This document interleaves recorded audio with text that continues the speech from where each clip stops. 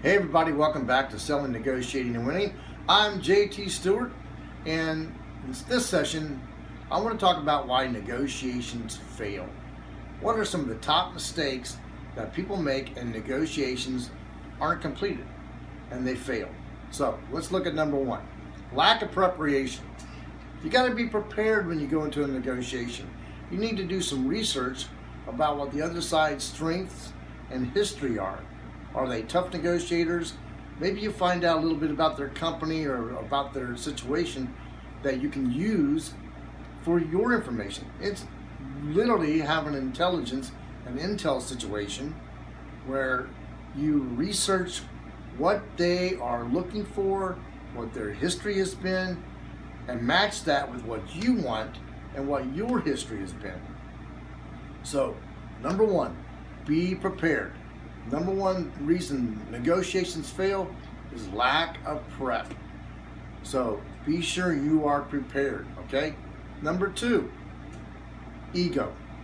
Everybody gets into a negotiation and all of a sudden the egos come out like crazy. Sometimes you put your ego aside because you don't care about how you look or feel. You care about ultimately how the deal gets done, how you fare in the negotiation. So put your ego aside, have a game plan, be prepared, and use the tools in your toolbox to get the deal done. Okay? Approach negotiations from a calm point of view. A lot of times people want to hammer. A hammer is not the only tool in your toolbox. So stay calm. Have a calm point of view.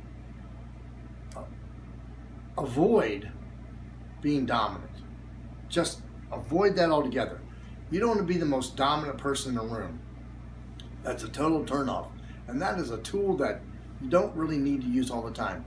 So, you ever heard of a hammer and a velvet glove? Sometimes a velvet glove will get you more than the hammer ever will, okay?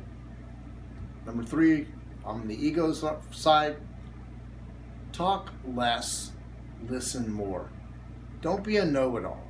You're not going to be able to impress anybody. That's not your job in a negotiation, is to impress the other side.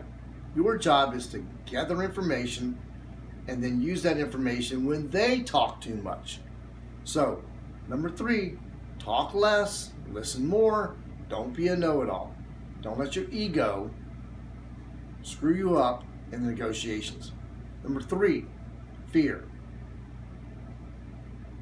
You know the old commercial, never let them see you sweat? Don't go into a negotiation with fear. If you're prepared, you have your game plan together, your ego's in check, you won't be afraid. But if you don't have all those things together, you're going to go in, you're going to eventually start to doubt yourself. There's going to be some fear, and fear shows. The other side will know when you're unprepared. The other side will know when you're fearful. So don't let the fear show. Don't let them see you sweat. Always keep a calm point of view and be just relaxed and confident. There's a big difference between fear and confident. You need to be confident. Don't let them see you. Even if you start to doubt your position, don't let them see you sweat. And at all points, avoid getting emotional. Do not get emotional. Emotions will wreck a negotiation before it ever gets off the highway. Before you ever start going down the highway of negotiating, if you're emotional, you're gonna wreck. Don't become emotional. Keep your emotions in check. Emotions will definitely kill a deal. Now, flip side of that is, sometimes you can use that emotion to your advantage. And that's one of the things in your toolbox, is to know when to become emotional. I can guarantee, I did a land deal and I had some business partners in the land deal. And we were at the attorney's office and it wasn't going my way. They were trying to get way more than they should. So I let my emotions be out of control. I was controlled. It was an act. I was letting them, get me emotionally upset to the point where I walked out. Was I really upset? Nah, not really. But I used that as where I walked away. So sometimes you got to be able to walk away from a negotiation. Sometimes you just got to say, I can't do this. Know when to walk away. But sometimes you can use your emotions and you get upset and you pound the table and you point your finger, and it's all an act to get them to engage with you emotionally on the other side. You want to see what their reaction is, what their response is. But never doubt that emotions can kill a deal. So have your emotions in check. Use emotions, absolutely use emotions to get the other side to respond and react to what you're doing. But know when to use that tool in your toolbox. Okay? So emotions got to be kept in check.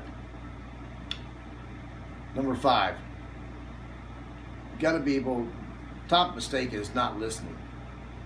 Selling's not telling, selling's listening and asking the right questions.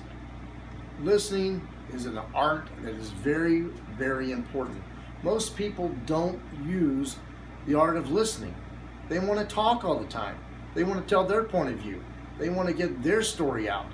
Sometimes it's way better in a negotiation to just sit back and let somebody flood you with information, flood you with their emotions, flood you with their ideas, and you can sift through all that to pick out the points of the deal that you want.